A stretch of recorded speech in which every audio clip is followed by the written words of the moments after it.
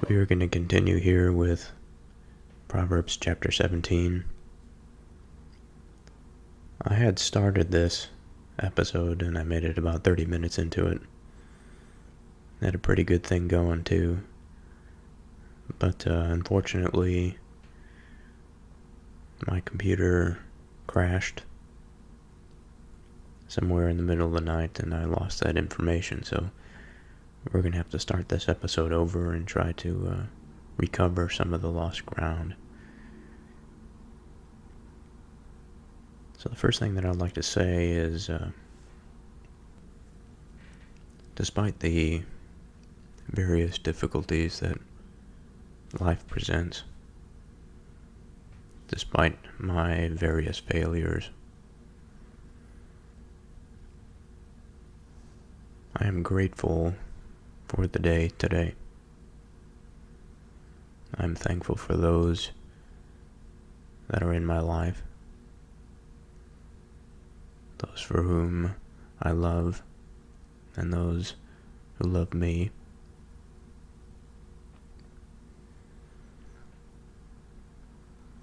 I think thankfulness and gratefulness is something that I do not exercise enough of.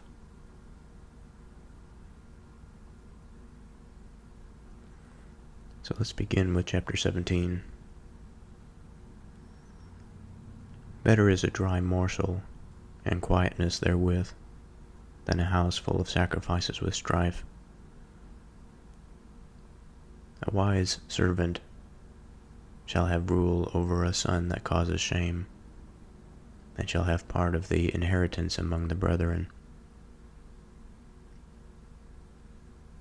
The finding pot is for silver, and the furnace for gold, but the Lord trieth the hearts. A wicked doer gives heed to false lips, and a liar gives ear to a naughty tongue. Whoso mocketh the poor reproaches his Maker, and he that is glad at calamities shall not be unpunished. Children's children are in the crown of old men, and the glory of children are their fathers. Excellent speech becomes not a fool, much less do lying lips a prince. A gift is as a precious stone in the eyes of him that has it. Whithersoever it turns, it prospers. He that covers a transgression seeks love, but he that repeats a matter spareth very friends. A reproof enters more into a wise man than 100 stripes into a fool. An evil man seeks only rebellion, therefore a cruel messenger shall be sent against him. Let a bear robbed of her whelps meet a man rather than a fool in his folly. Whoso rewards evil for good, evil shall not depart from his house. The beginning of strife is as when one lets out water, therefore leaves off contention, before it be meddled with. He that justifies the wicked, and he that condemns the just, even they both are abomination to the Lord. Wherefore is there a price in the hand of a fool to get wisdom, seeing he has no heart to it? A friend loves at all times, and a brother is born for adversity. A man void of understanding strikes hands, and becomes surety in the presence of his friend. He loveth transgression, that loveth strife, and he that exalts his gate seeks destruction. He that has a froward heart finds no good, and he that has a perverse tongue falls into mischief. He that begetteth a fool does it to his own sorrow,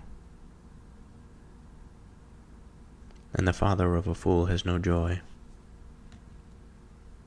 A merry heart does good like a medicine, but a broken spirit drieth the bones. A wicked man takes a gift out of the bosom to pervert the ways of judgment. Wisdom is before him that has understanding, but the eyes of a fool are in the ends of the earth. A foolish son is a grief to his father, and bitterness to her that bore him. Also to punish the just is not good, nor to strike princes for equity. He that has knowledge spares his words, and a man of understanding is of an excellent spirit. Even a fool, when he holds his peace, is counted wise, and he that shutteth his lips is esteemed a man of understanding.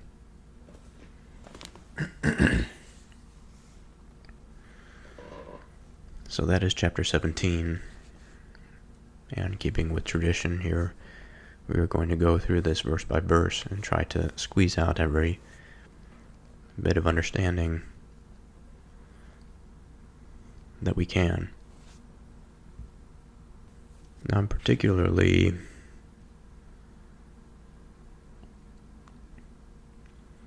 troubled by the recording that I had lost recently of this chapter. And I say that because I had a particular flow going, let's say, and the flow doesn't feel quite the same today.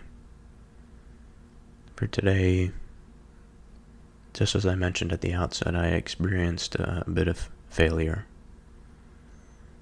And within that failure, there is this crisis of confidence. It's not to any unmanageable degree, surely, but no doubt failure puts an unfortunate damper on our pursuits, on the way we see things.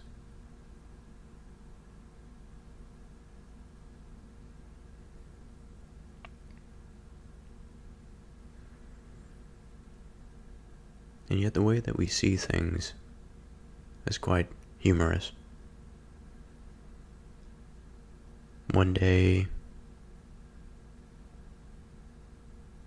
the sky is clear and the sun is shining, and another, the clouds are overhead, the sun unable to be seen.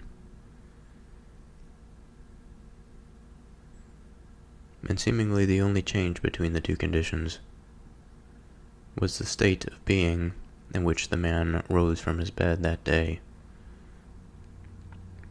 Now surely there are other conditions by which these clouds can roll in.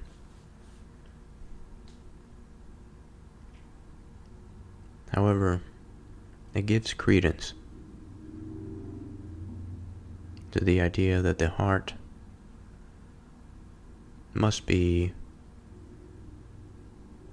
of a certain disposition to be able to accept that ebb and flow of life. That things can seemingly befall us from a day-to-day standpoint that really have no rhyme or reason.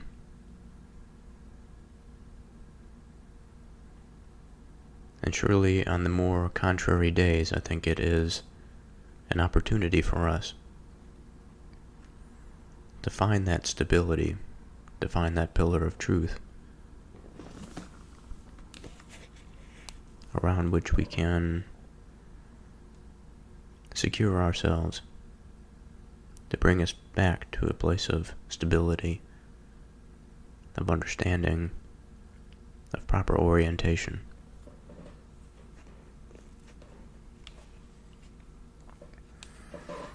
Now in the last recording, that is the recording that I lost, I had an introduction about the way in which something can be better as a part of a broader reflection on the nature of language. and how difficult language can be. Much of our language is conventional, or by convention. Herodotus's quote, custom is the king of all men."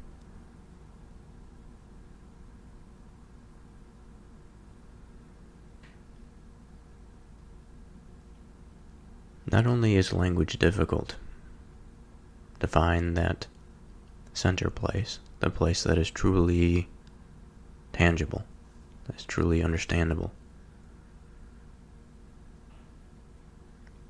but there are seemingly words that are so simple and used in everyday parlance that seem to go beneath the radar, and yet at their core are quite foundational and fundamental. Or if we paid them the type of attention perhaps that they deserve,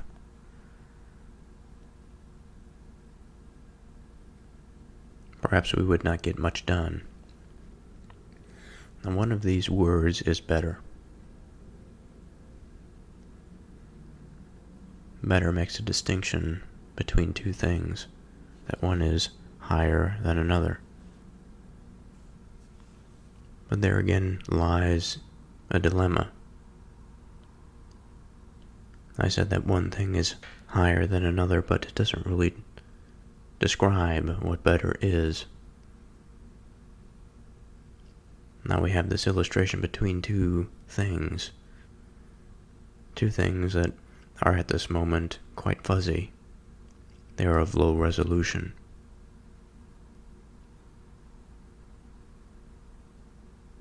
Now, regardless of their character at the moment, as we focus on this betterness, their lack of resolution, I think, allows us to better appreciate their position relative to one another.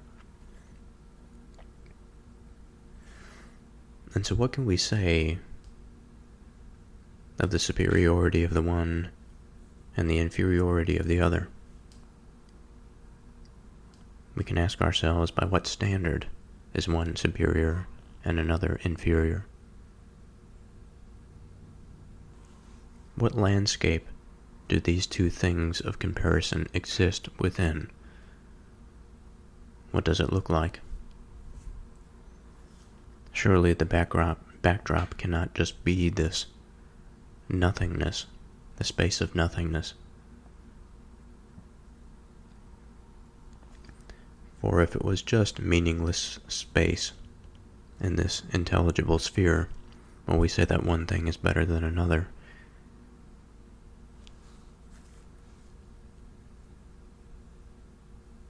We could just as easily say one thing is better than another, than to shift this seeming nothingness a few degrees. Let's say we turn it 90 degrees, and suddenly, because of lack of orientation, we don't understand which one is better than another, for now they are right next to each other. But are they right next to each other? There is nothing around to orient us. I can say whatever I please. The orientation of the one in relation to the other can be, in such a scenario, however I feel it to be at that moment. We may call that subjective. Not the best word. But obviously the idea implying that it is dependent on the subject. Now, while betterness is dependent upon man as subject to determine it, if we are to believe that something is possibly, or rather I should say, if we believe that there is a possibility that betterness exists by some uniform standard, then the landscape in which these two objects of our concern in the first verse of Proverbs chapter 17 must not exist in this meaningless, vacuous space. that is, regardless of the subject and the point of view of the subject, which is valid perhaps to a degree, there must be some orienting structure above it that holds the truth of the matter.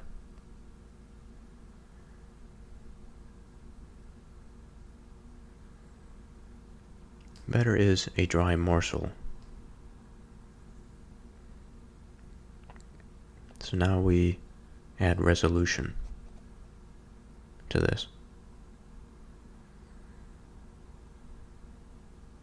And so perhaps by adding resolution to this, we may assuage ourselves of the temptation in believing a meaningless backdrop. That perhaps there is something within the thing itself that we are comparing that might give us a clue to the true landscape that it finds itself in. When I say landscape, another word we can use is reality.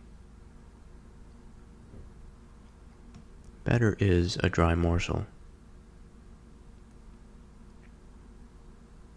Let's start with morsel.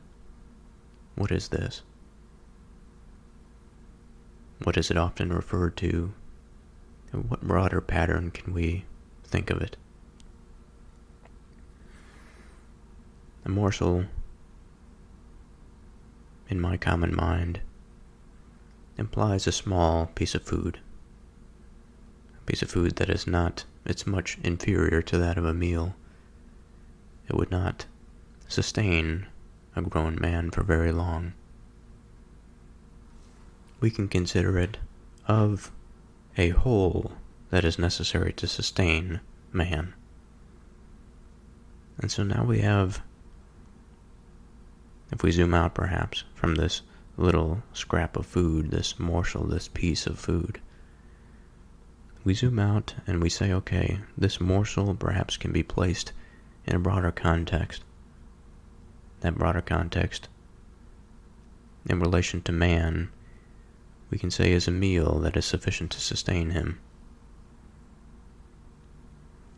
And so this morsel is seen to a greater degree as a piece of that broader necessity.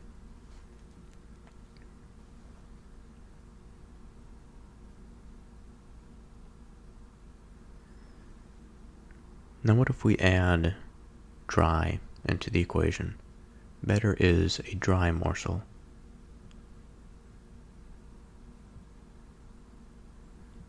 Well, if something is dry, we could start with the literal interpretation that the moisture has been sucked out of this morsel.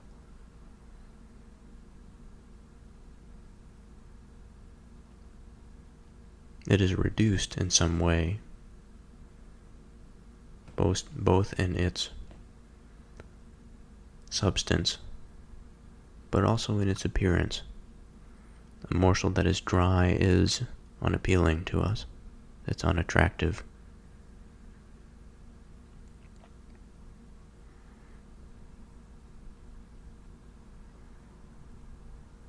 And this piece begins to become much less because of this distinctive characteristic, this adjective of dry.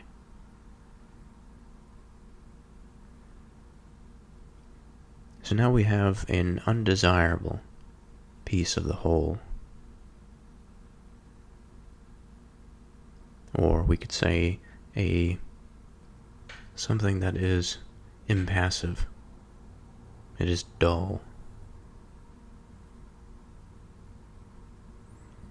Better is a dry morsel, and quietness therewith.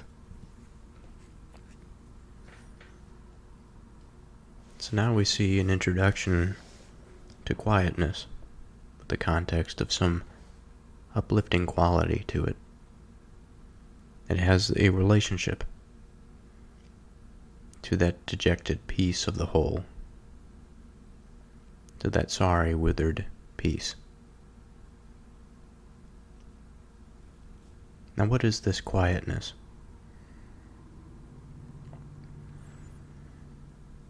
could think of quietness as stillness, peace, at rest, calm.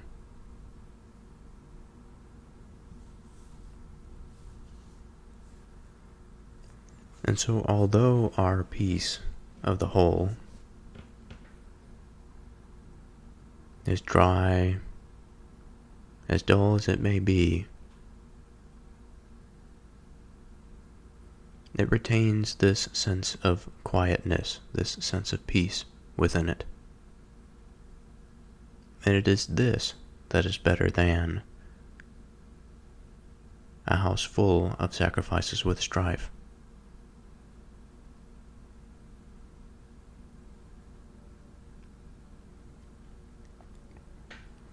A house full of sacrifices. This house, representative of the institutions of man, representative of his soul, representative of his own house within which his family rests.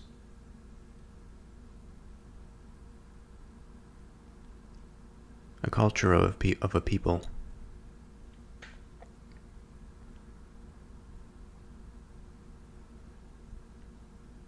full of sacrifices. That is, something that is given up. Again, this language of giving up. It is a surrendering of something meaningful.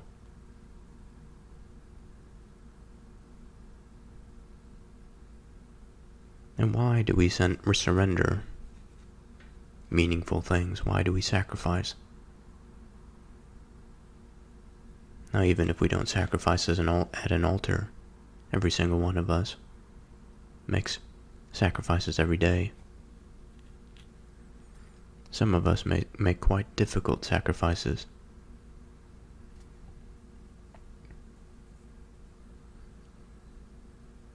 That is, one must trade this for that.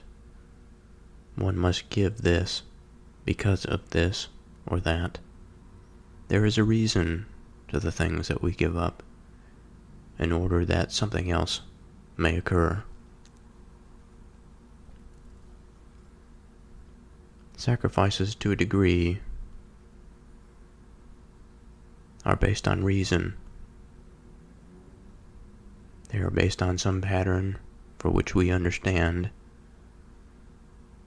that if the future is to be in this way, then this must be given. This is the cost for that which we would like to receive. Now, certainly man orients himself such that the sacrifices that he makes is to the benefit of himself and also to the people around him. He wishes good things for himself. Perhaps it is difficult to determine exactly how to sacrifice rightly. It is difficult to see all of the things that are ahead of one. More importantly, of the self, I think it is difficult to completely examine all of the things about the self that one must give up in order to live a good life, a righteous life, an upright life.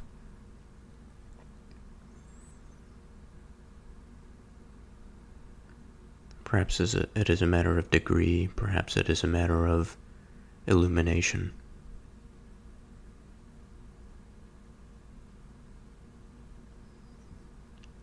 But strife is no good thing. It's an anger, a separation between two fundamental things, discord and friction between two things that ought to be together. If we think in the institutional sense, this is easy to see today. Certain foundational principles must exist in order for the institution to thrive. When the institution and the principles upon which it was established become antagonistic, we see a house that is full of strife, and when the sacrifices are made within that house, they won't make sense. There is a fundamental disagreement within the house. Sacrifices become perverse. Again, they become nonsensical.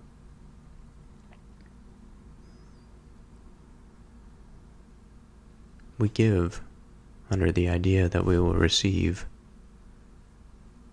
and we become prideful, we become proud, we become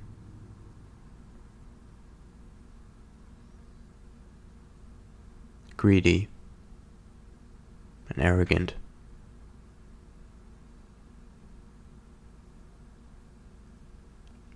And so what we have here is, although the peace of the kingdom to come may be dry especially given the convenience of the house that you live in,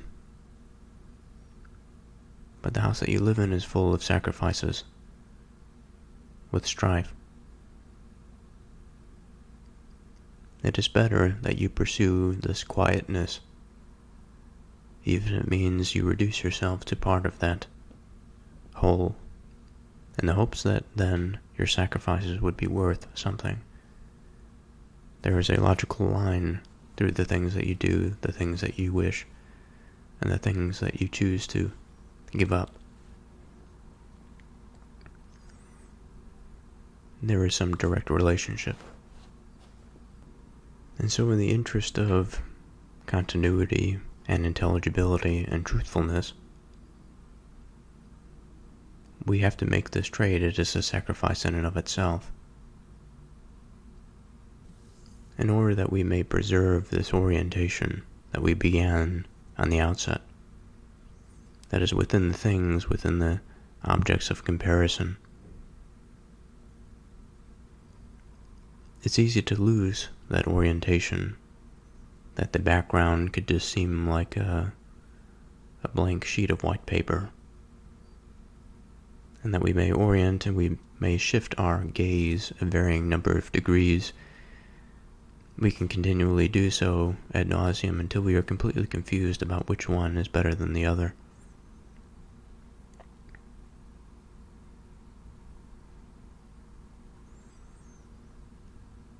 But as a matter of a through line, that something is connected to another, that thing is connected to something else, and that to something else, it is a pattern that it can be perceived because of the relationship between the things that are together.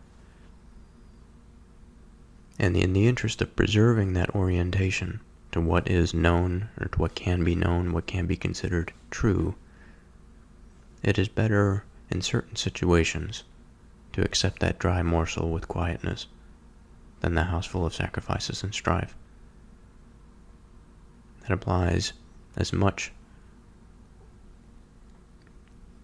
to the strife of the inner self and the discord between fundamental principles once held and that of a government, or that of a school board, or that of a company.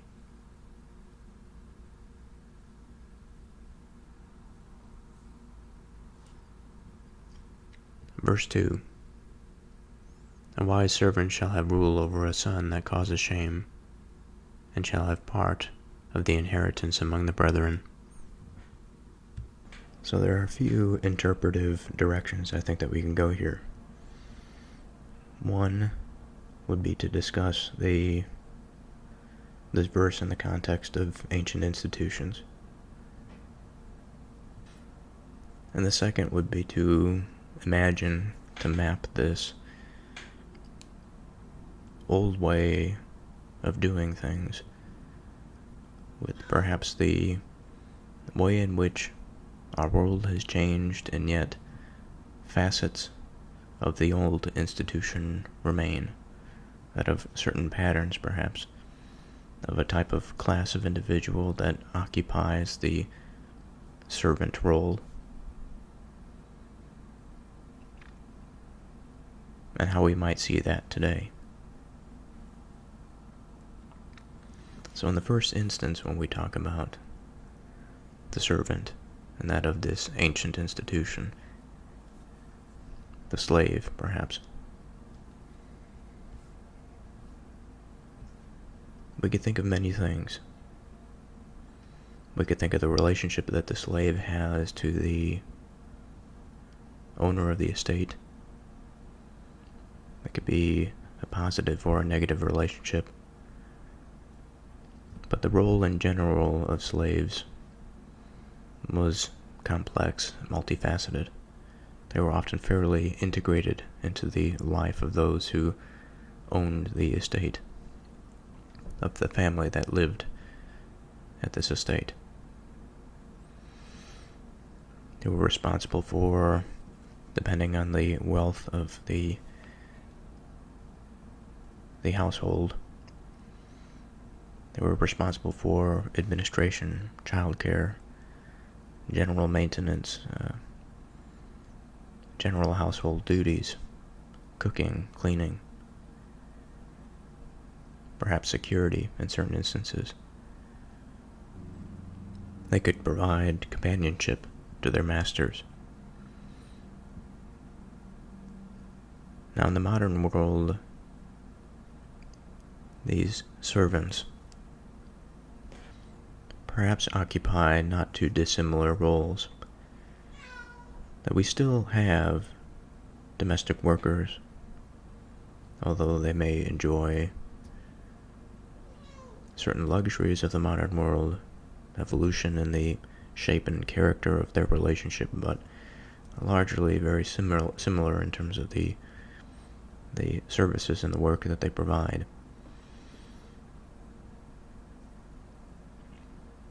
We have in the modern world a freedom of movement. We have the modern economy, in which services have been distributed. People can willfully decide what they want to do with their time. Inevitably, some people fall into these sort of servant-esque roles. Perhaps some of this is dependent upon the stage of life. Perhaps some of it is dependent upon the personality of the individual. But within the service economy, many people work in restaurants, serving food, or hotels, or in just general hospitality type roles and occupations.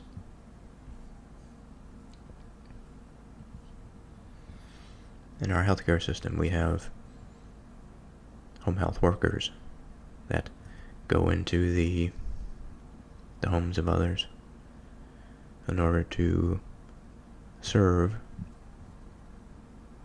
and care for the people of different homes. Now, like I said, the relationship is different, but there is still that serving capacity and role. The relationship is not as strong. The rights, perhaps we can say, are greater.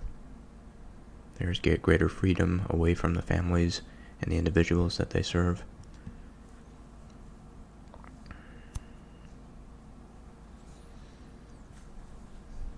So again, a wise servant shall have rule over a son that causes shame. Now, this is generally a basic pattern. That is, the son of the household is incompetent in some manner, and the servant,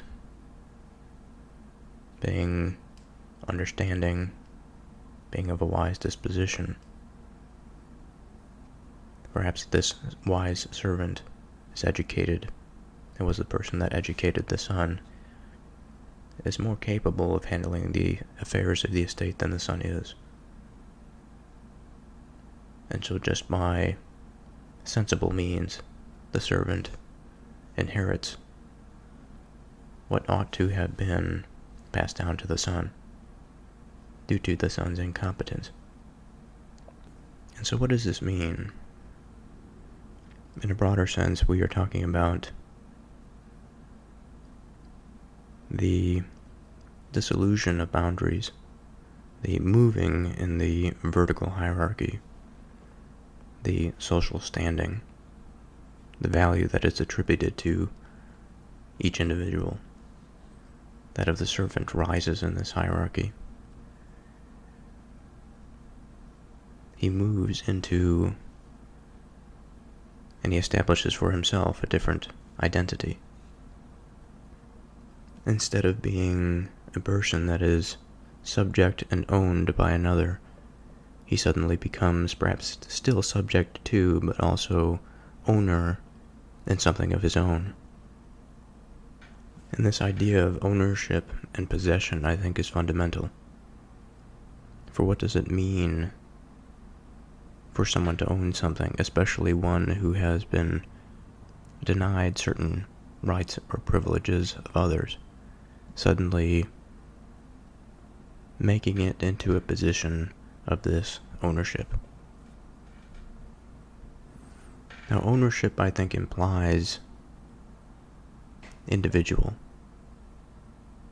It's possessive. It belongs to that which is the self. Whereas before, the self was something that belonged to somebody else. The orientation of the self was not directed inward, but perhaps outward in a serving role. This, of course, does not necessarily mean that in terms of the rightness of behavior, the rightness of being and belonging, that the self of the one that is subject to somebody else has no inherent value. But just regarding that relationship,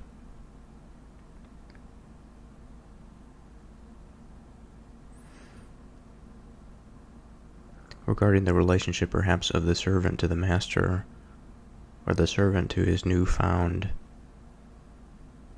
inheritance, in both cases we have this personalized experience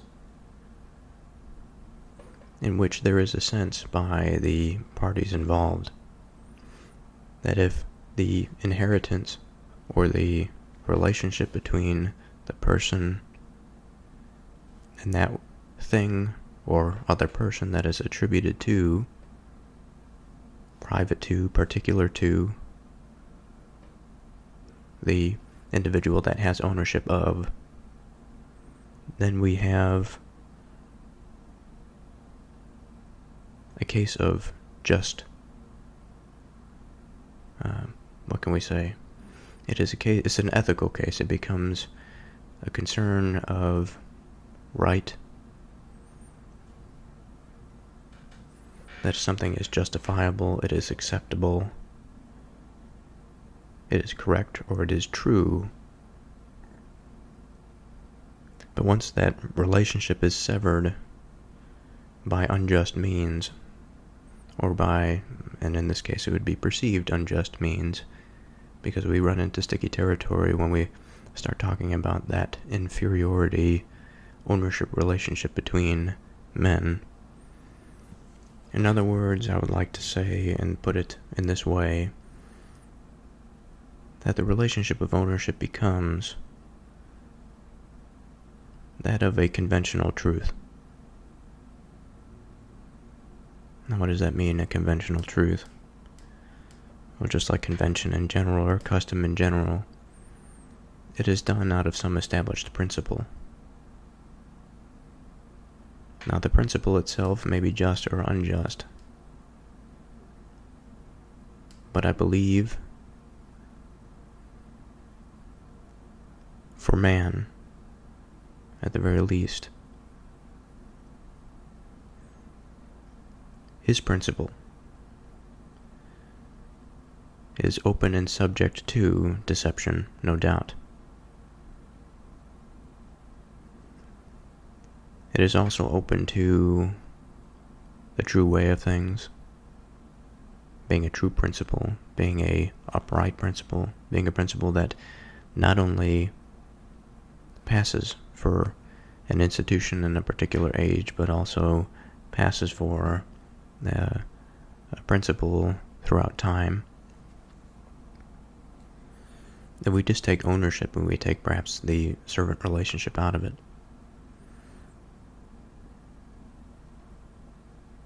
there is something fundamental about that principle and that relationship upon which we are establishing something that is fundamentally true between the individual and some object or some other person, which could be not just in the servant sense or the sense of a slave, but in the sense of a marriage, in the sense of a parental relationship. So the question is, well, what is fundamentally true? And I can give my sort of it has become sort of an unfortunate, I think, common answer. Not in every circumstance. Sometimes I have a little bit more stamina than others, but on the days of a little less stamina, I tend to attribute that standard, that what is true, to be God's standard, which, I mean, that's true, but it's not enough to say. It's not enough for man to say and man to do and man to believe. Well, I should walk back just a little bit. He should surely believe it, because if he did not, he would not find that central point. He would not be able to lift the truth out of the partiality that the truth finds itself in.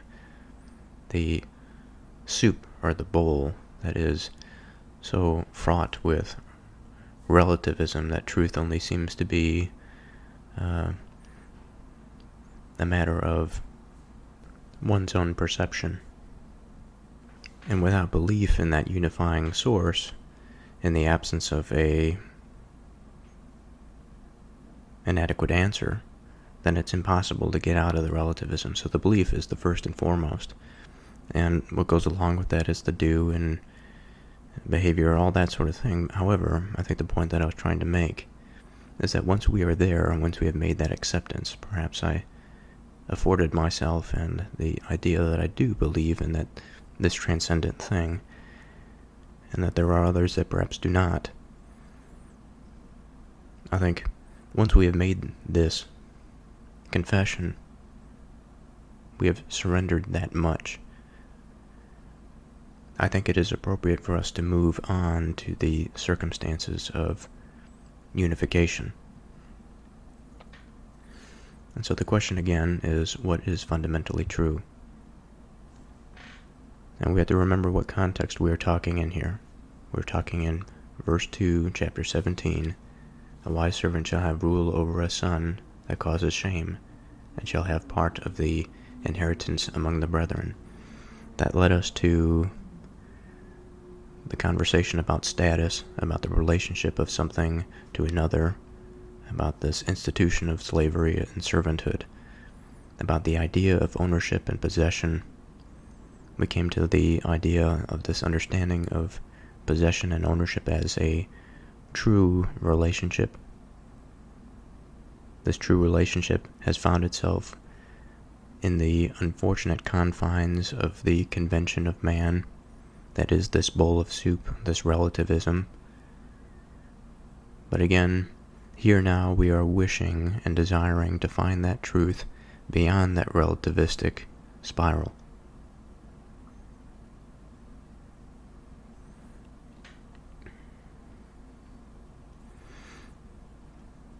So again, if we are to say, just as we said in verse 1, that there can be something that is better than another, again, verse 1, better is a dry morsel and quietness therewith than a house full of sacrifices with strife. If we can make such statements, then we ought to be able to make true statements regarding man's affairs and his relationships, both between men, but also between things of perhaps material things outside of the relationship of men to one another. And I think one of the ways to do this is by establishing a principle. Or we can go halfway there and just say establishment of formation. coming into being, genesis, development, part of this cycle of life, is something that is coming into being, something that is new. We can say of a child that is born that this child exists, that this child is living. At a certain point, the child will go through their life and come into a state at the end of death, of destruction, and the child will be no more. Or at that point, the adult that was the child will be no more.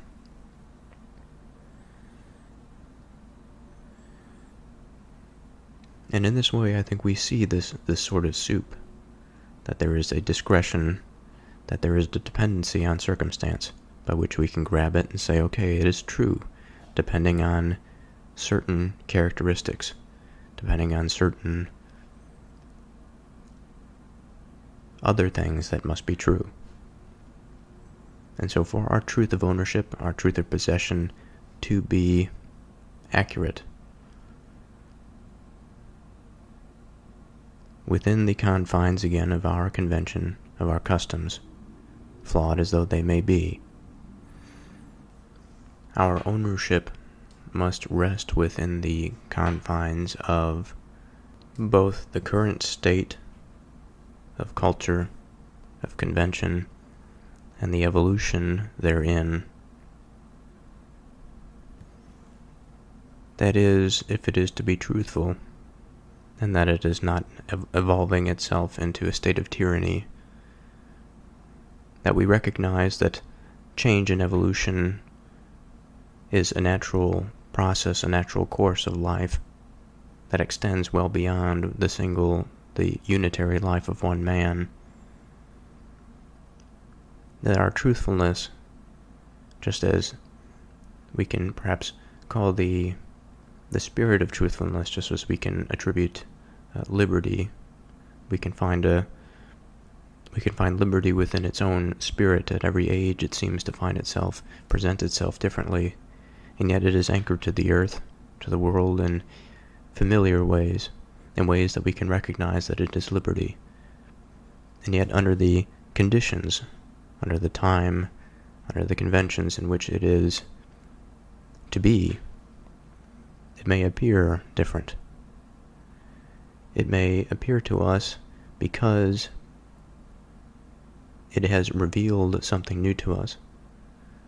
There has yet to be a state of liberation, of liberty so clear to man that has satisfied the highest of goals. That is the most proper relationship between the self and his responsibilities and his relationship to other people, things, and his own responsibilities. Given liberation of movement, liberation from the tyranny of the political, organizational institutions of man, man is faced with new burdens, new tyrannies, new patterns that manifest, new spirits that come into him in this manner. And these patterns and these spirits, I think, are things that he always and he constantly fights. They present to him in different ways. They appear differently, and when they come to him, he doesn't quite recognize them, whether it be good or bad. And just because of this poor recognition, is that he either misses the good or accepts the bad, or vice versa, which would be a good situation.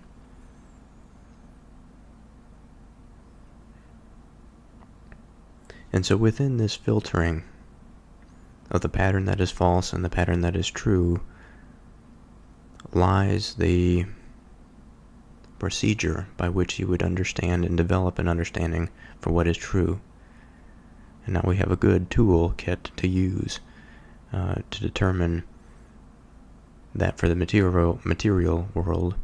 And I think the toolkit perhaps has within it enough rigor to be applied to the symbolic realm, the realm of individual experience, that is so fraught with deception and confusion, but also maintains the respect and the value that the identity of the self deserves. Now, just to clarify that point, the toolkit obviously that I referred to is the scientific toolkit, and the way in which I just mentioned its integration into the symbolic realm, I think there's a further distinction that needs to be made, because the toolkit as it stands must be altered. There's fundamental principles about it that I think are preserved, can be preserved in the process of discovering, researching, uncovering, understanding that of man's place in the universe, with man as an active participant in that process, rather than removing him necessarily in certain circumstances to avoid confounding variables and the identification of false patterns in groups of data.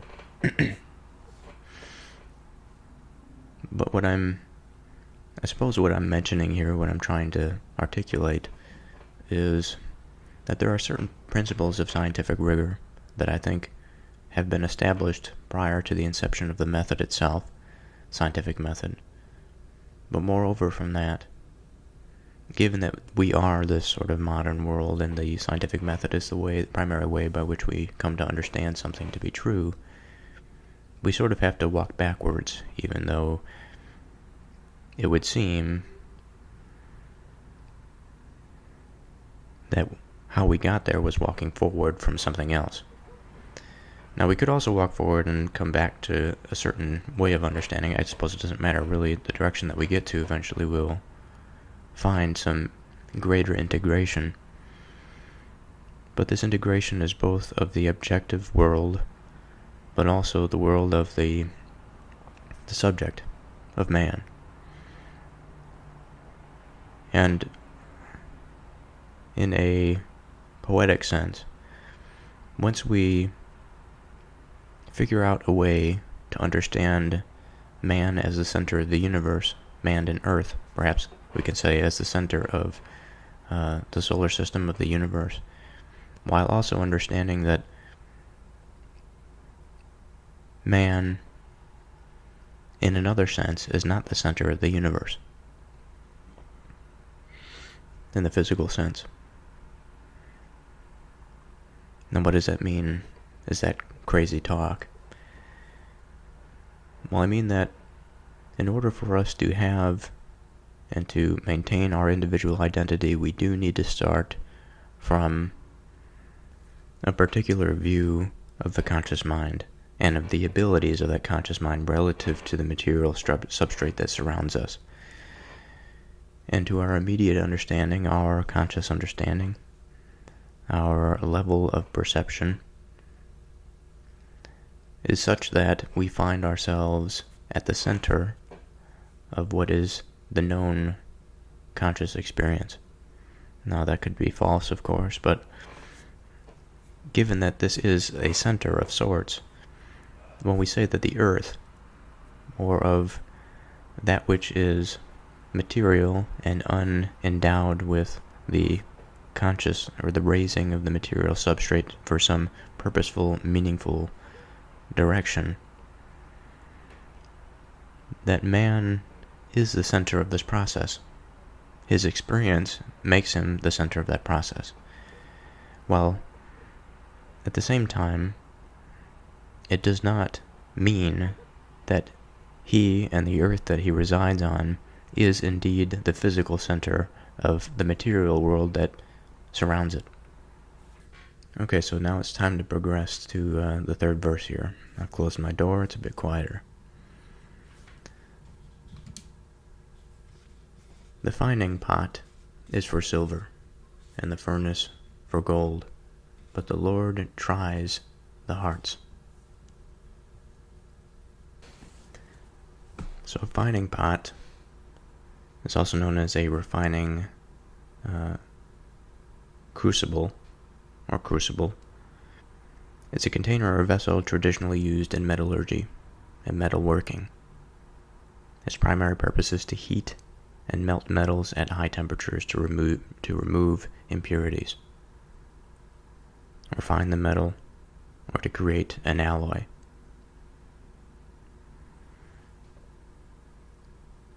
So in this way we see the fining pot and its relationship to silver, and the furnace and its relationship to gold.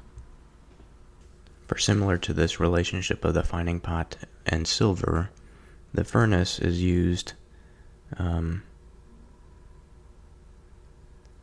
the process of extraction, purification, and shaping of gold, of that metal.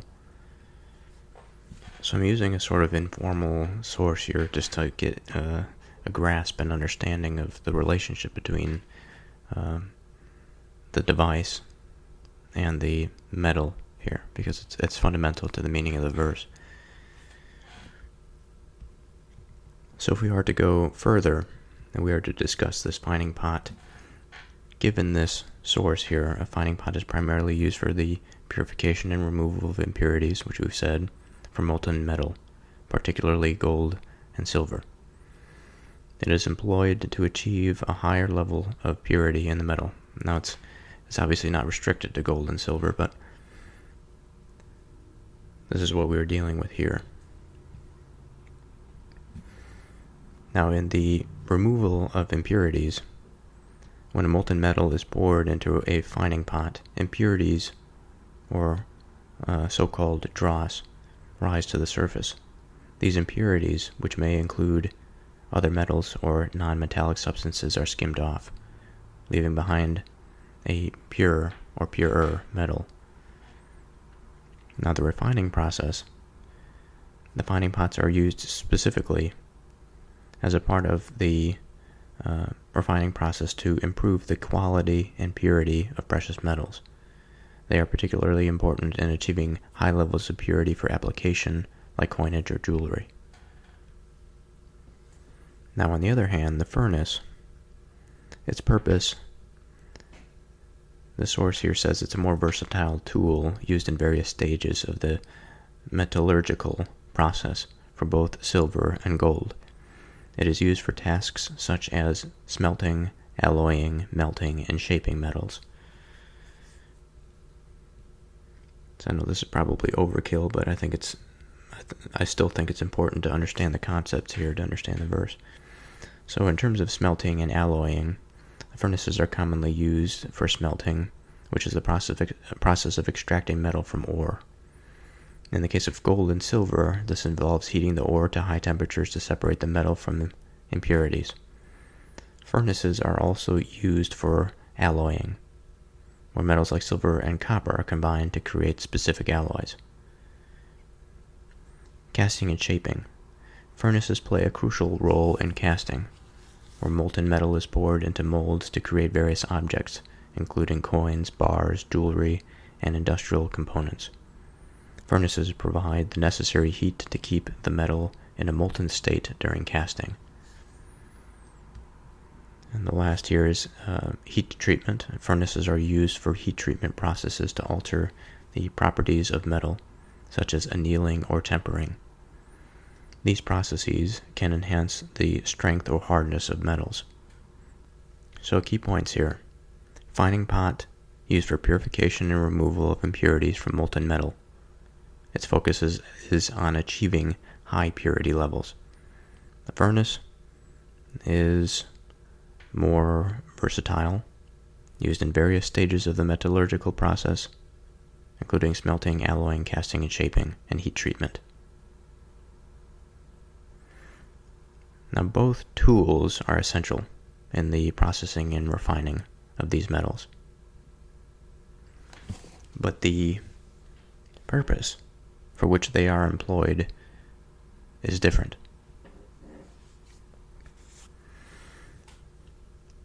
So I think that this is the key point here.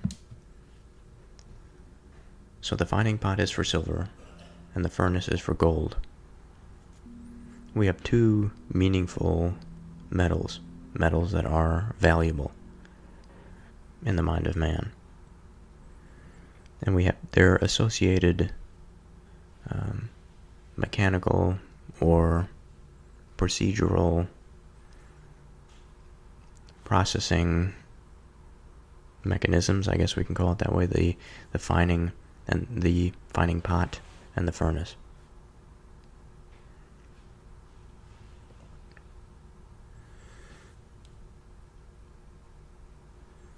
Again, both seemingly pointed in the same direction, but used and housed to fulfill different purposes. So they have a relationship in the sense that they are used in processing and refining. But they are individual in the sense that they are used for different purposes, as we have mentioned. Now the last part of that verse says, "But the Lord tries the hearts." Now I think there's a few possible avenues that we can go down here for interpretation. The first that comes to mind, I think, is in a similar vein to the pattern that we had embarked on. That we said, okay, the fining pot is for silver, the furnace is for gold, but the Lord tries the hearts. And to establish the relationship between the previous pattern and the one at the second half of the verse, I think we have to focus on the word "but," as opposed to using the word "and." Because I think if we use the word "and," it would suggest a continuation of that original pattern. But when we use "but," there's an about face. It's an exception. It is in contrast to that which has already been mentioned. So again, we need to establish the pattern of what has been mentioned, which I think we have done, but for consistency's sake, we'll do it again. And by the way, there are multiple patterns, so I think that this is in relation to a degree of what we were talking about. Or perhaps this is just thoughts that have been going on in my mind that I have not been talking about in this episode, but I'll discuss them briefly here. I am of the opinion that now it is September 18th, 2023. I believe we are in the middle of a revolution. This revolution is in the United States. This is where I reside. We are on the verge of many different discoveries, scientific discoveries. Artificial intelligence is on the horizon.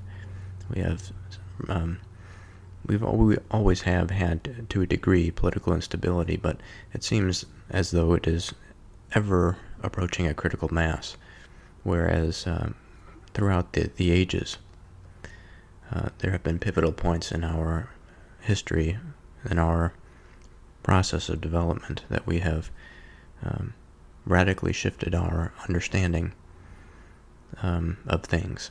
And I leave that broad on purpose because the nature of these types of revolutions are so vast and expansive that they cover the very way in which man sees himself and also the world.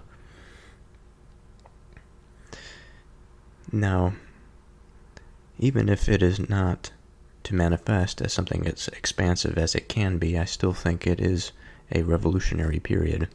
Again, whether or not this revolution is going to be that of the sort that we remember on par with that of the Reformation or of the Enlightenment or of the sort of the axial revolution, it remains to be seen.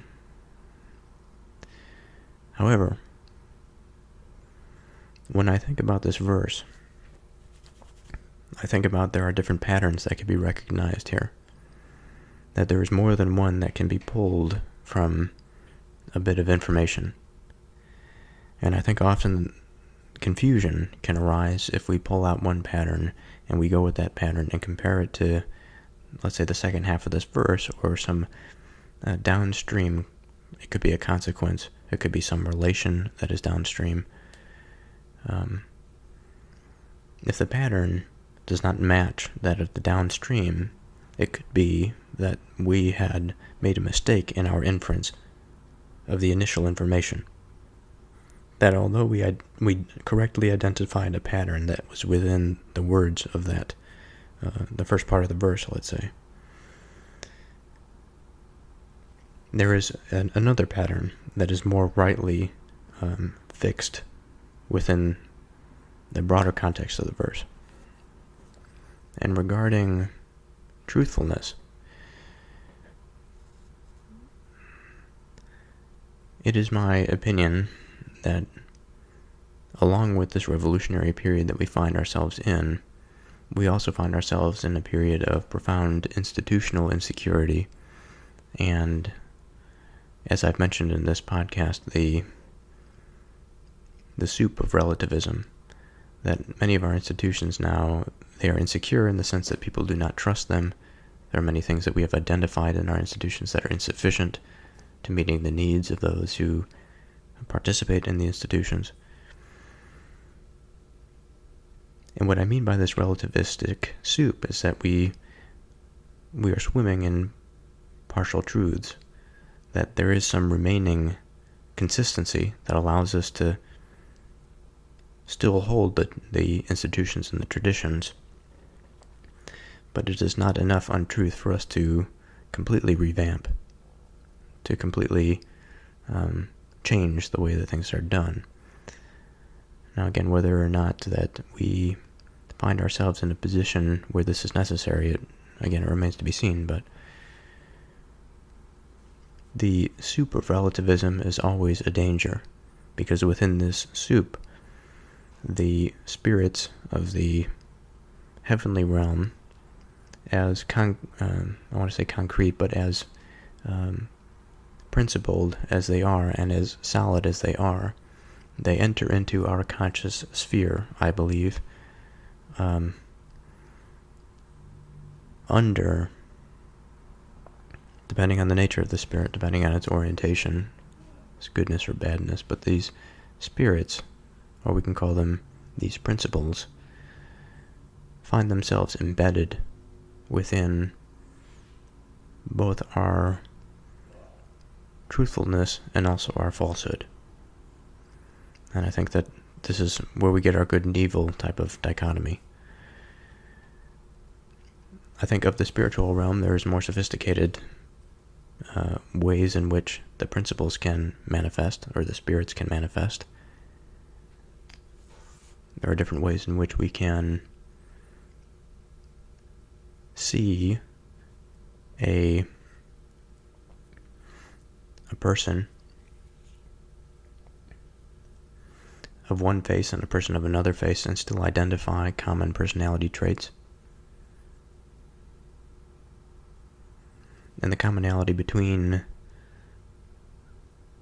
things has this internal consistency, and this internal consistency is the thing by which we can identify that which is beyond, that movement that is beyond us, that is beyond the individual, that is beyond man, that operates in the conscious sphere.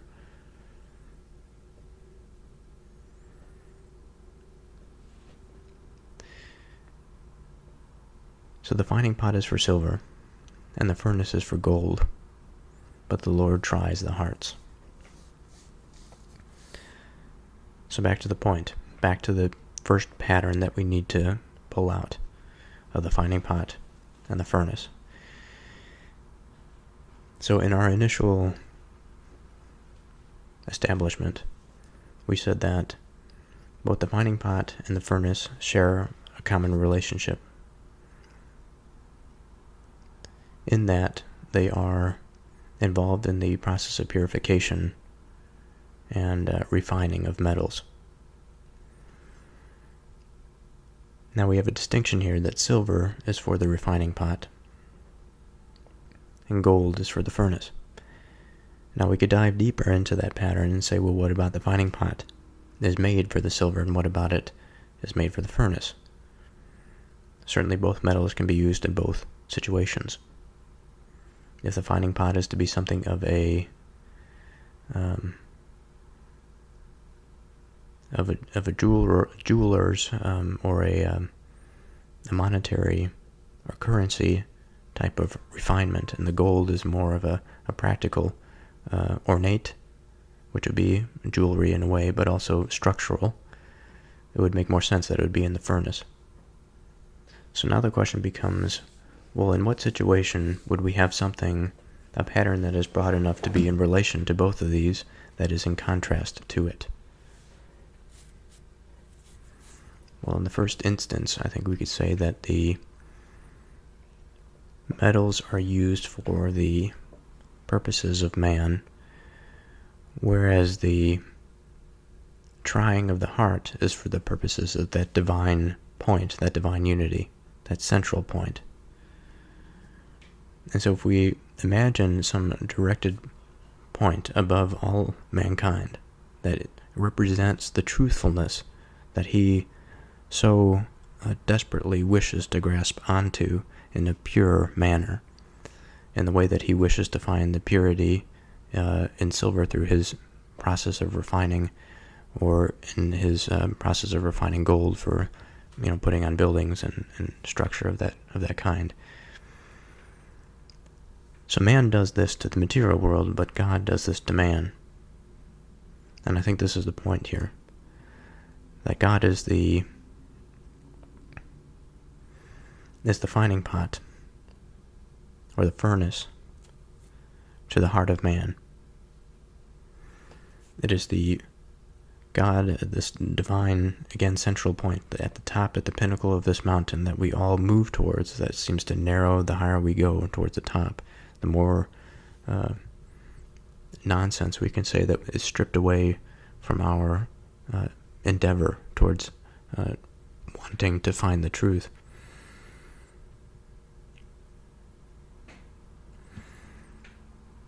The essential point of that latter half of the verse, again, but the Lord tries the hearts, is in the process of refining the precious metal that is the heart, the precious thing that is the heart. Since silver and gold, of course, we have to remember, are valuable to man for various purposes. And in a similar manner, man and his mind is valuable to God. Now, I'll go one step further, which is not necessary here, but, it's difficult at times to imagine the point of it all when we see such unfortunate things as people with such a low IQ that they can barely participate in society, or people that are born so disfigured or so mentally impaired that they are much reduced compared to the average person. And in a way, if we compare this to the sort of material process of refining metals, certainly there are metals that we find in different areas that are more difficult to separate than others. And perhaps this is somewhat of a similar analogy to that of God and man. Perhaps sometimes the refining process is just not able to work with the material substrate that has been given. Now, I'm not entirely sure what to do with that, but it doesn't necessarily mean that the process itself is corrupt. The process itself is as it ought to be.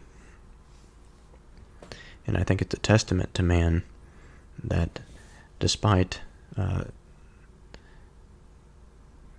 his views of the material world, that he can throw away impurities that he finds difficult to purify, he will not throw away the impurities. Well, at least in this society, thankfully, we do not. Well, even there, I think we can make an argument. That abortion comes to mind, but that's not necessarily the impurity that I'm talking about. I'm talking about a physical deformity. We don't necessarily throw away people because of their physical deformities. They may be abandoned, but society generally makes an attempt to look after them.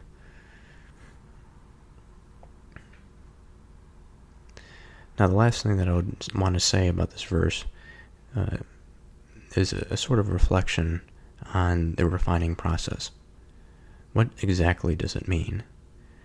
And I think to do that, we have to dive a little bit deeper into this process, this metallurgical process, and what exactly does it mean to purify a metal?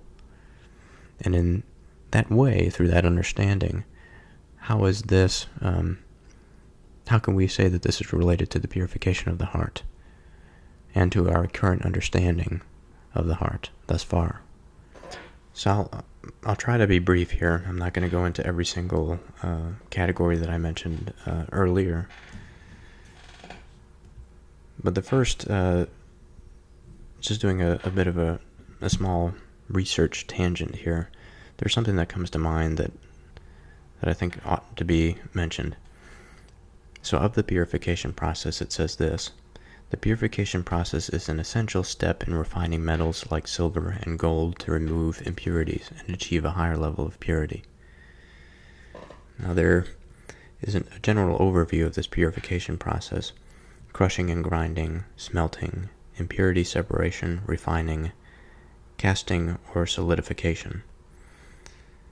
And of the smelting process, there is the ore preparation, heating in a furnace, metal extraction, separation from impurities, skimming and removal, tapping, refining, casting, and solidification again.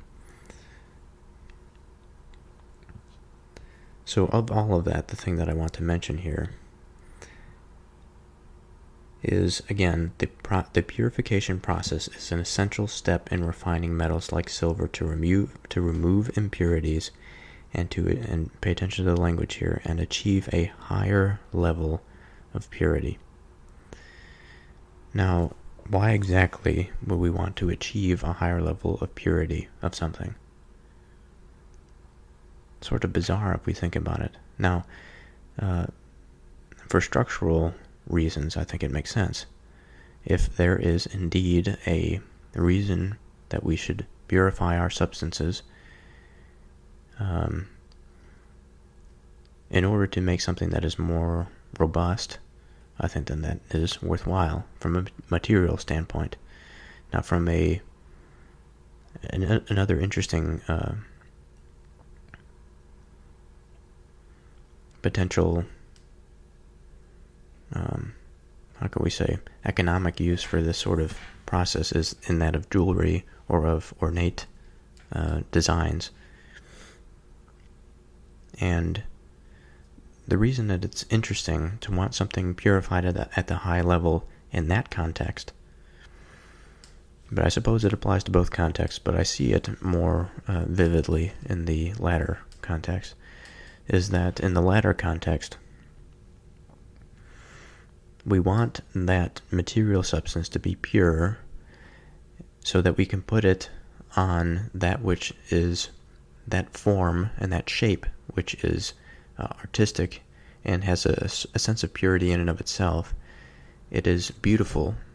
It is through the process of beautification, we could say, of the material substrate into some ornate pattern, and then gilding it with gold or silver, is increasing its value to us, both visually, procedurally, by going through that process of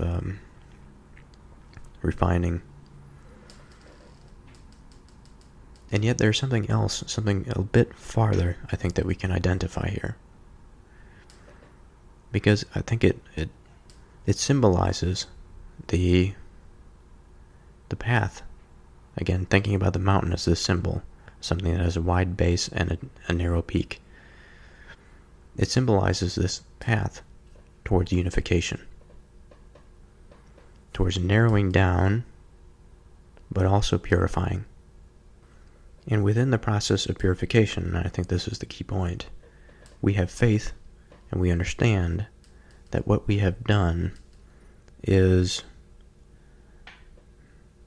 made something. So we've made something pure. We've made it understandable in a sense. We've made it absolute. We've made it fresh. We've made it uncontaminated, unmixed. We've made it more easily identifiable, and therefore understandable, intelligible. Now, if God is going to do this refining process to the heart of man, it is to make it more refined. It is to make it more understandable. To make the confusion, the anxieties of life, and of the various feelings that consume us. It places reins around it as one would place around a horse. And it directs it. It purifies it in the sense that it gives it direction. It gives it confidence. It makes it clear.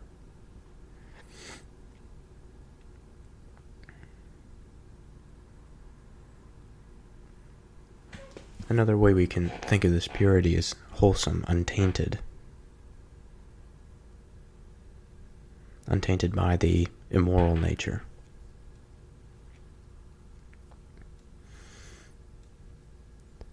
And I think all of these, both the material example and also the spiritual heavenly example, merge into that central point. They become purified in the understanding of the process by which the divine point purifies the heart of man, just as the heart and the mind of man wish to purify that material substrate which he has been provided, or that he has found himself to exist alongside. Now, with regard to the relativistic soup, I can ask the question, well, what does an unpurified metal know of its purity? And I think the answer is fairly obvious, that it would be nothing. In the same vein, I think I can ask, well, what does unpurified man know of his purity? And perhaps I could say nothing. Though I think I can extend a bit of grace to man, as he is not a material thing, that he does have a will of his own, that he can accept the process by which he can become refined. Now, the process is made intelligible by man. That's sort of, or divinely inspired, as the Bible is. And yet, it always passes through the mind of man. And this is sort of the unfortunate thing. It becomes unbearable if we lack humility, but if we have sufficient humility, then it's just an unfortunate thing that we have to deal with in life.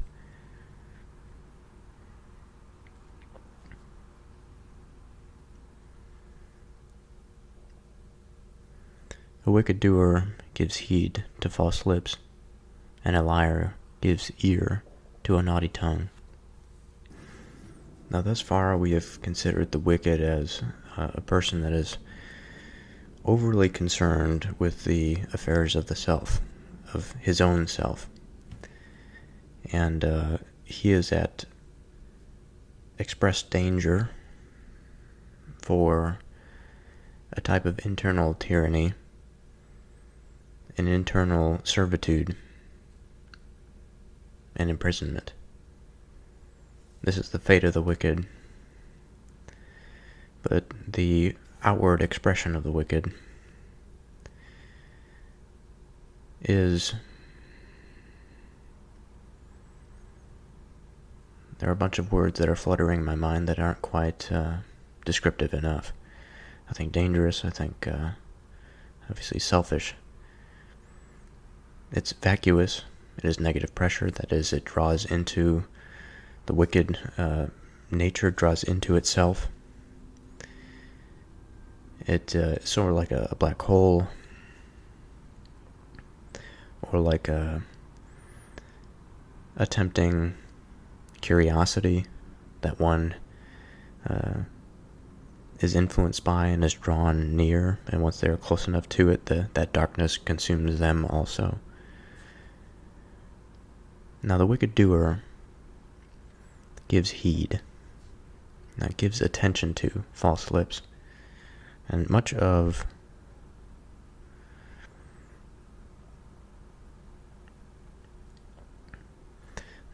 our exploration into the Old Testament, and not just the Old Testament, but the writings of Plato and that of some of the foundational documents of the American Revolution,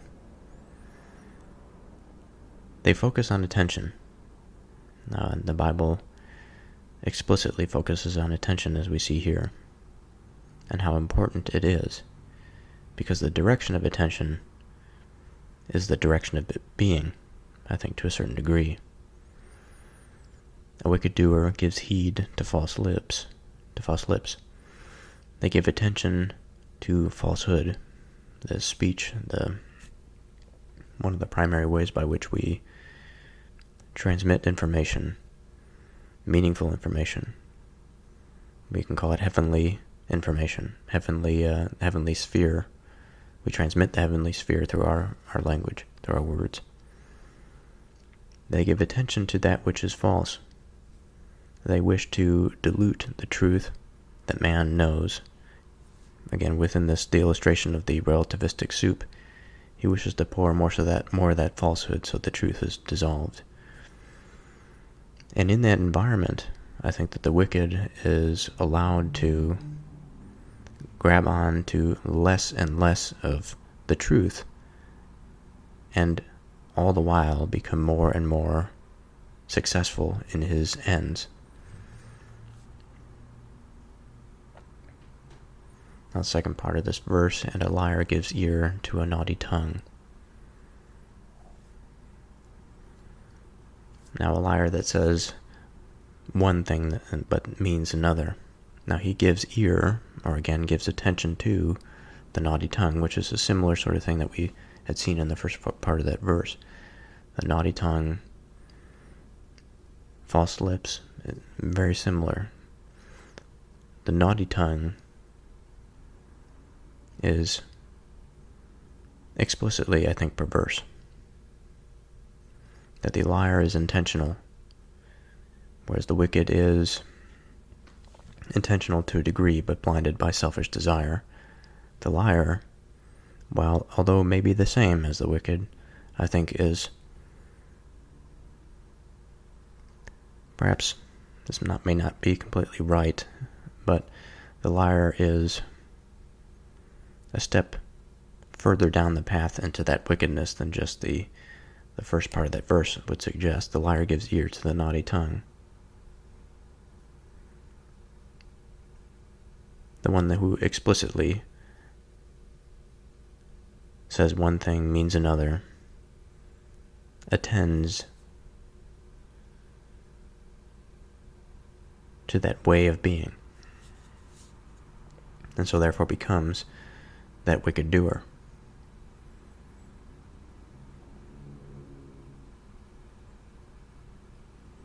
Whoso mocks the poor reproaches his maker, and he that is glad at calamities shall not be unpunished. Now, this is a verse that we have seen before.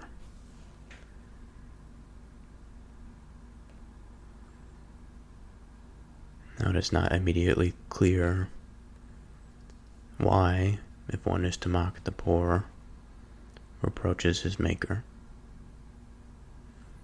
So we have to ask ourselves, what does it mean to mock the poor?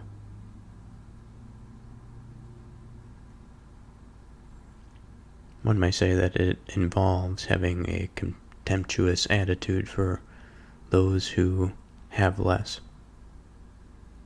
And as we have discussed before, poor extends well beyond that of the material or the financial. The poor is generally a condition of lacking. Now, to have contempt for somebody is to place them beneath the person that has the contempt on a moral level. And it's not to say just because a person may have less than another, whether it sort of be less of mind or less of material, it doesn't mean that these conditions are untrue. These very well may be true.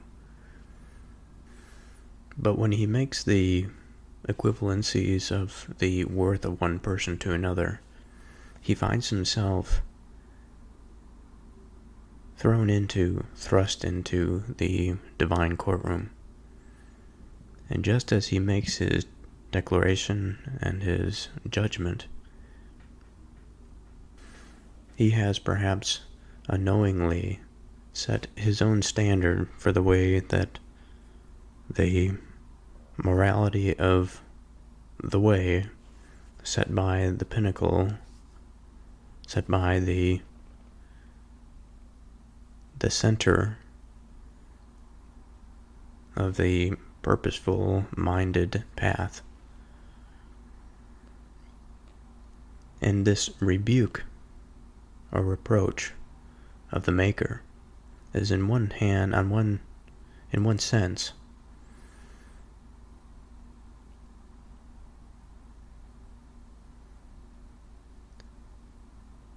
a mockery of the ability of that divine mind, but it is also an attempt to rise above it in that hierarchy, just as he had done when he placed himself above the poor person. And as the saying goes, pride comes before the fall. That inner prison, that selfish cage, as we have mentioned, is this blinder by which man can deceive himself into believing that he is able to set the standard for the way that things are, rather than be an active participant and observer, only uncovering the way that things are. And he that is glad at calamity shall not be unpunished. For one that is oriented to a form of joy and delight at a particular thing, an event, a particular stimulus, he will be much more likely to seek out the type of behavior that had led to that positive response. And given that he is oriented towards the unfortunate, towards the calamities, he will eventually find himself within that calamity and thereby be punished. He's setting himself up and walking down the path to that end. Children's children are the crown of old men, and the glory of children are their fathers. The key thing, I think, to understand in this verse at the outset is to understand the importance, or perhaps the significance, of the crown. The pattern is simple enough to see that there is some benefit to the extension of one's lineage. So what exactly does it mean to be crowned in such a circumstance? Now, the crown is a representation of authority. It is also something that is placed at the peak, or can be considered the peak, or the pinnacle, the crest. And both in terms of the life of this old man,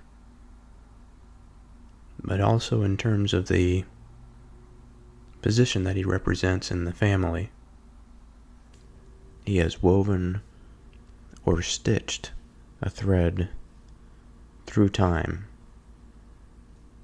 He has extended life beyond himself to a certain degree.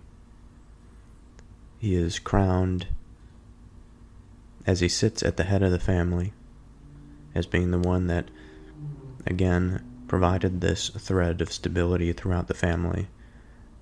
Not only that obliterates time and continues the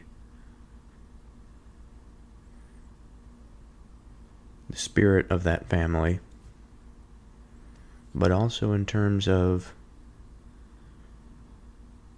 at the present moment, in the old age of the man, experiencing multiple generations of children that have been born because of him. The thread that exists between these families, the newly created families perhaps, these exist because of his action, because of his binding. And because of his success, he has created a sort of mini empire for himself, this familial empire for which he sits at the head.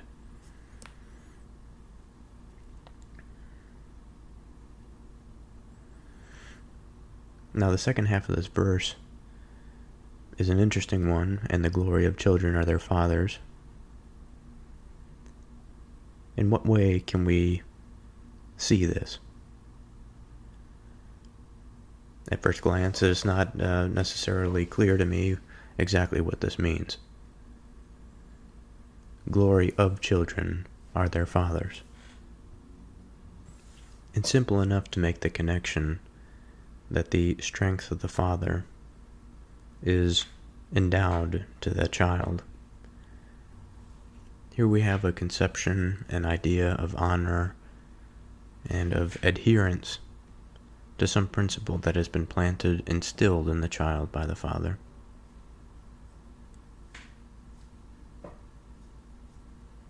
We see distinction and respect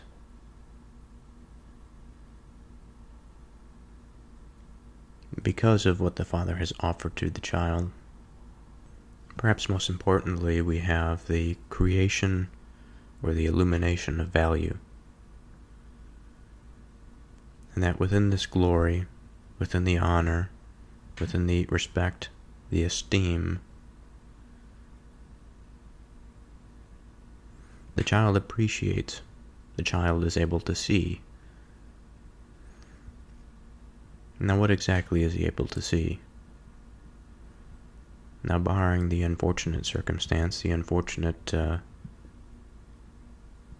father, and the unfortunate relationship to the son, assuming a somewhat decent, stable relationship,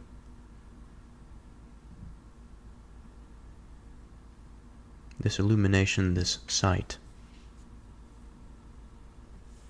facilitated no doubt by love, is the behavior, it is the action by which one, we may further illustrate,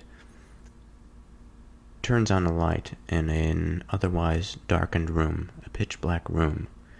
And so we ask ourselves, okay, what does it mean to see? Barring the material explanation, for it serves us no purpose here. Our surroundings are illuminated, and what do we see? Oh, we see that which is, that which surrounds us, the objects in the room, perhaps the people, if there are any, in this darkened room. The analogy does not need to be overly complex. But as basic as it sounds, I think it is that fundamental of somebody turning on a room in which they had no idea where they were or what was in it. We can think of not just the room, we could think of a landscape. We could think of a path. Anything that requires light for the eyes to see, we can say that love is this light. It is the orientation, it provides an orientation for one's attention. For if they can feel this thing that we call love, that in some sense is difficult to rationalize, and yet is adjusted within the heart in a sophisticated manner that is beyond the base and the superficial, that has a special place, a special home. It is important. It is something truly valuable. And for something to be truly valuable to the heart of man, to the heart of a father's child, it is to be something that not only is had, but is sought after. We look to see through it, we look to find it, not as a drug, perhaps, as an addict looks for a fix, but he looks for it because he feels it, because he knows it, and if he finds it, then he knows it. And this knowing is, in part, the satisfaction of man.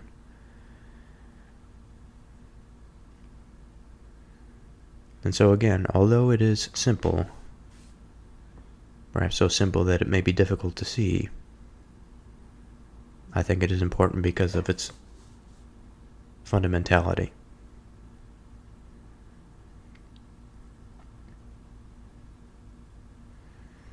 Excellent speech becomes not a fool, much less do lying lips a prince.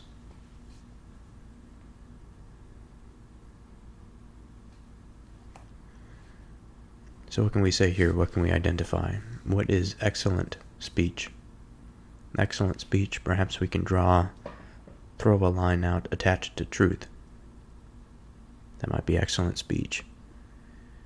But moreover from that, truthful speech, I think, can go often unheard. Now, we just come off of the previous verse in which we are talking about salience, the thing within the heart, love that has been endowed by the father or the mother, increases the salience landscape, the things by which man is oriented outward and able to see, able to interpret, able to hold within him. He is facilitated by that love. Excellent speech, true speech, I think is the type of speech that appeals to that part of every person within their heart, even if they are lacking in love. In both situations, in both circumstances, the circumstance in which one may have that vacuum, that vacuous hole in which they were brought up or currently experience the void of love, that will have a pull and there will be a certain receptibility to it. And both the person that has had it and the person that has had it, instead of a void, they have somewhat of a catcher's mitt. They have a room within the heart that is of the most peaceful of sorts, that is willing to receive and accept. And so we take in both of these conditions of man, both in the case of his lacking, in the case of his having. He has the capacity to understand this. It is something that transcends many things. But the uniting factor is this divine underlying capacity, or I should say the capacity, the underlying capacity endowed by some divine source by which man can see and appreciate that divine source.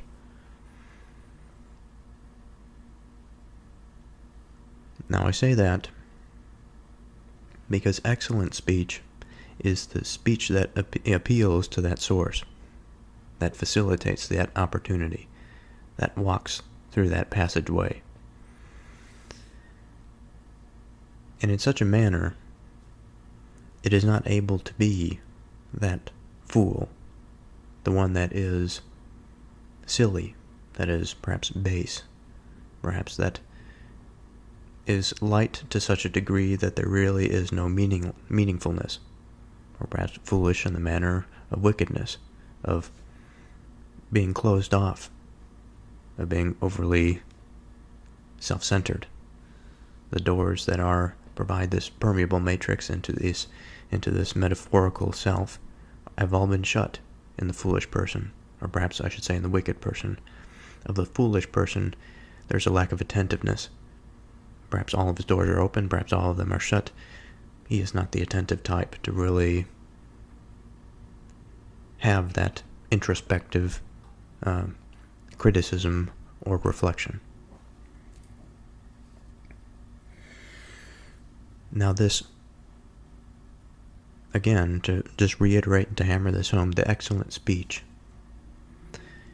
becomes not this inattentive individual. It becomes not the way of the inattentive. Because excellent speech, of course, is not a person, as we sort of associate, or that we are comparing. When we say excellent speech becomes not a fool is an individual, it's a person. Also, it is a behavior. It is a way of being. And so, as we've mentioned, excellent speech cannot walk the same path as the fool does, because of the fundamental appeal that we have just spoke of to that point, to that ability, to that capacity to see above that which limits that of the fool, that of the wicked, and that of the evil.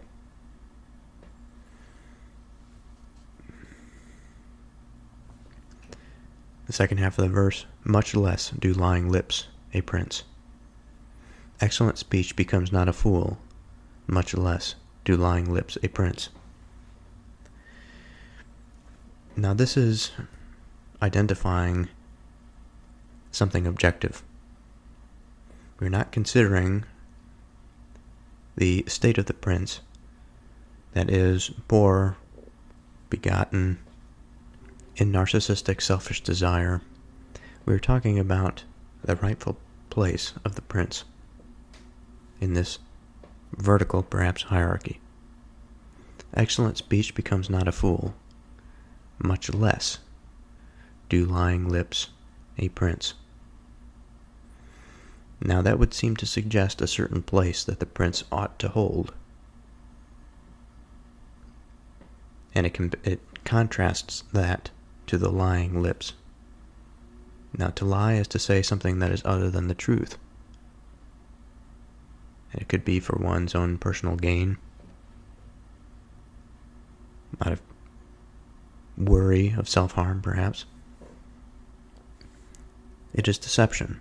They wish to throw somebody off of the path of truth, somebody else off of the path of truth. And just as this excellent speech walks that path of truth, thy lying lips, being the opposite, serve not the position of a prince,